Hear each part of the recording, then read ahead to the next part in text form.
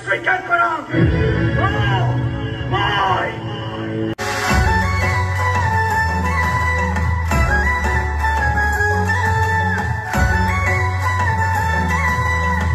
পাছতো তুমি মোক বিশ্বাসত ল'ব পাৰিছানে? বিশ্বাস তুমি ঠিকেই কৈছা প্ৰেম সদায় বিশ্বাসৰ ওপৰতে বৰ্তি থাকে আৰু তোমাৰ ওপৰত সেই বিশ্বাস কেৱল মোৰে নহয় আমাৰ ঘৰৰ সকলো ফাগুনা ফুল মোৰ নাছিলে মনা খুব দূৰ আছিলে কাৰণ সৰুৰে পৰা তইতো মোক তোৰ